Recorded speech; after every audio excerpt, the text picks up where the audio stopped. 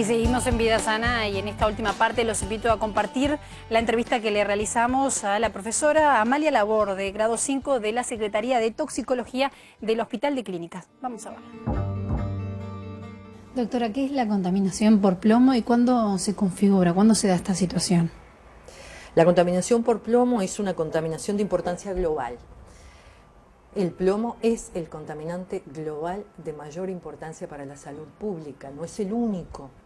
La Organización Mundial de la Salud estableció, de acuerdo a la evidencia, que existen 10 contaminantes o hay 10 contaminantes que son de la mayor preocupación para la salud pública, en el sentido de que inciden, juegan un rol en la determinación de enfermedades o trastornos del desarrollo importante en las poblaciones. El plomo es uno de ellos. La contaminación por plomo es una contaminación global porque el plomo no solo se usa desde hace siglos y está descrito en los primeros libros de la historia de la medicina, sino que además hoy, actualmente, sigue siendo un importante commodity, como se dice en la jerga económica, es decir, es un bien, es un valor, forma parte de nuestro desarrollo social. El ejemplo más típico que todos conocemos es uno de los elementos claves en las baterías de los automóviles. El plomo no es parte del organismo y por lo tanto la presencia de plomo en nuestro organismo es un problema heredado de la historia, pero no deberíamos tener plomo. Lo cierto es que tenemos y que las poblaciones tienen diversos valores de plomo dependiendo de cuán cercanas o cuán intensas sean las fuentes que lo están generando. ¿Cuál es el valor que se considera contaminación? Puede decirse que contaminación es cualquier valor. ¿Cuál es el valor que nos preocupa? Todos los valores, porque quienes trabajamos en esto tenemos como objetivo bajarlo. No sé si me explico. Cualquiera sea el valor, nuestro rol es intervenir sobre el ambiente, el entorno, el ambiente de la familia, la educación de manejo ambiental, las medidas básicas de higiene o las intervenciones médicas que sean necesarias. Pero siempre es bajarlo. Cuando nosotros detectamos un niño con un valor cercano a 10 y lo estudiamos desde el punto de vista médico con el criterio de encontrar una enfermedad, no necesariamente la encontramos. Eso no quiere decir que digamos que es normal. Eso quiere decir que hay que bajar ese plomo. Lo que ocurre es que cuando un niño se va acercando progresivamente a 20 o va superando 20 y se va acercando a 40, las intervenciones tienen que ser más rápidas, más intensas, porque hay que bajarlo más. ¿Me explico? Sí. Explico esto porque la discusión ha estado mucho tiempo en si lo que se acepta es 5, si lo que se acepta es 10, si lo que se acepta es 20. Lo que se acepta es el valor más bajo que sea posible para una población dada. Y lo que tenemos que hacer es todas las intervenciones posibles para que ese valor esté lo más bajo que sea posible para esa población. A medida que el plomo va avanzando, comienzan a verse alteraciones clínicas. Difícilmente se vea una alteración clínica con un niño que tenga menos de 20 microgramos por decilitro. Alteración clínica, ¿a qué me refiero? Algo que nosotros podamos detectar con los medios que tiene la medicina, la pediatría. En particular, en la unidad pediátrica, los niños son vistos por pediatras. A medida que el plomo empieza a aumentar y se va acercando a 30 o va superando 30, comienza a jugar un rol en el que ya no depende de otros factores. Él comienza a jugar un rol ya de intoxicación. Y en ese caso pueden aparecer trastornos del desarrollo más intensos, del aprendizaje más intensos, del comportamiento, alteraciones del comportamiento que se hacen visibles. puede haber alteraciones de la función renal.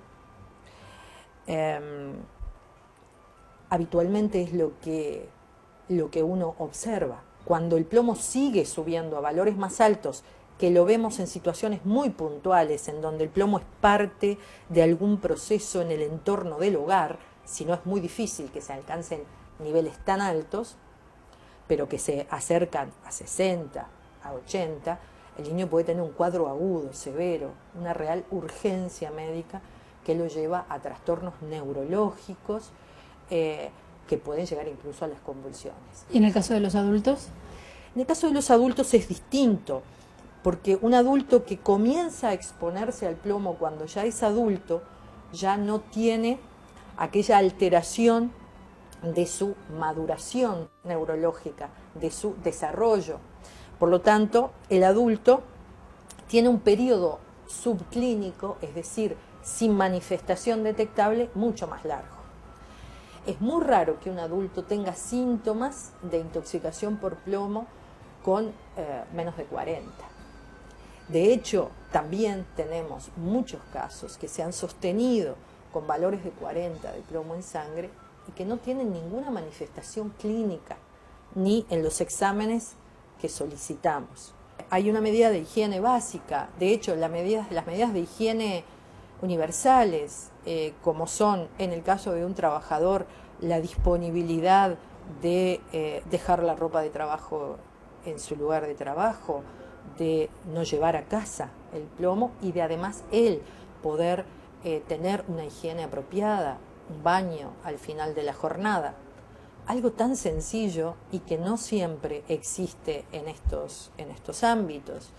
En el caso de los niños más pequeños, el niño quizás sea importante saber que si un niño está expuesto a un X nivel de plomo en su ambiente, cualquier fuente que sea, y nosotros no interviniéramos, si un niño comienza a tener a crecer los valores de plomo alrededor del año, es máximo entre los 2 y 3 años, y luego comienza a descender solo, sin ninguna intervención.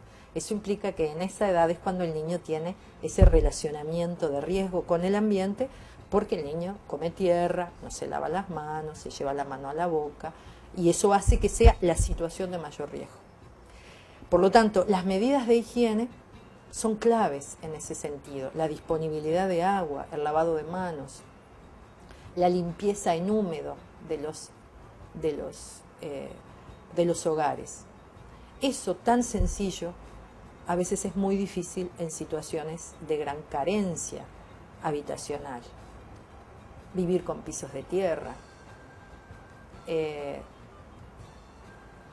no tener agua disponible dentro del hogar. Eso hace que una medida tan sencilla y extremadamente efectiva no pueda ser llevada a cabo, y a veces la solución es dar esos recursos y con eso logramos una gran intervención. El agua de beber puede ser una fuente de contaminación por plomo cuando las cañerías que aportan agua son cañerías que contienen plomo en la aleación metálica, ¿no? De hecho, cuando hablamos de algunas familias que habitaban en la zona de La Teja, en algunas de ellas la fuente principal de exposición era el agua y no el suelo o el territorio en sí mismo. Bueno, eso motivó muchísimas acciones en ese sentido y se cambiaron muchísimas cañerías. Obviamente no se van a cambiar todas las cañerías de una ciudad, pero sí se tomaron medidas con respecto al nivel de la alcalinidad del agua, porque el plomo se libera de la aleación metálica en un medio más ácido. Cuando se lleva un medio más alcalino, el plomo no se libera. De todas maneras, es una fuente, si está, hay que corregirla, definitivamente, pero si fuera la única fuente, da cuenta de muy pocos valores de plomo, es decir, juega en un nivel de contaminación que no debemos aceptar y que debemos corregir, pero difícilmente un niño, por ejemplo, que tenga más de 20 de plomo, la única fuente sea el agua. probablemente hay otra fuente más intensa de exposición. ¿Y las más comunes cuáles son en general? La fuente de contaminación de un niño es el polvo del hogar y del entorno del hogar. Esa es la fuente de contaminación más importante. En los niños más pequeños por vía digestiva, en los niños más grandes solamente por vía inhalatoria. Entonces la vía inhalatoria hace que se contaminen menos.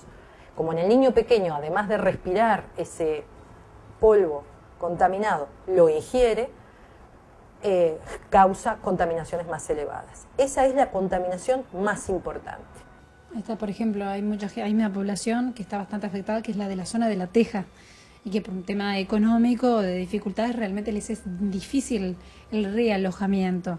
En esos casos, la situación pasa a ser casi que irreversible realmente, ¿no? El realojamiento es una alternativa cuando la remediación del sitio no es posible o la mejor intervención técnica posible no va a lograr solucionar esta contaminación.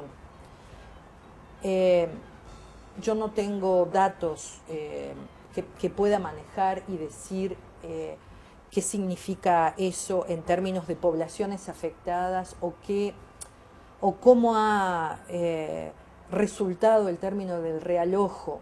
Puedo decir casos que hemos visto. Y el realojo no siempre es una solución para las familias que tienen su forma de vida, su familia, su trabajo en un lugar, y ha pasado que o no han querido realojarse o han vuelto al lugar porque ahí es donde tienen su vida. Doctora, ¿qué tratamientos son los que hay disponibles justamente para la contaminación por plomo? Y además, ¿es una enfermedad que es realmente curable? Las alteraciones del desarrollo en los niños, una vez generadas, causadas por el plomo, no revierten cuando bajamos el valor de plomo.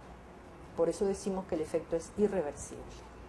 Sin embargo, tenemos alternativas de rehabilitación que permitan potenciar las capacidades remanentes, las capacidades que existen, y que permitan que ese niño pueda desarrollarse personal, socialmente, como un ser con las mismas oportunidades, dependiendo del grado de afección. Cuando la afección es muy severa, las probabilidades de rehabilitación son menores, pero existen. El tratamiento fundamental es detener la fuente de exposición. Como les decía hoy, el objetivo del tratamiento es bajar el plomo, sea cual sea el valor que tenga ese niño. Por eso el protocolo que marca el Ministerio de Salud Pública en realidad parte de cero y comienza a intervenir en forma más intensa y más frecuente a medida que el valor va avanzando.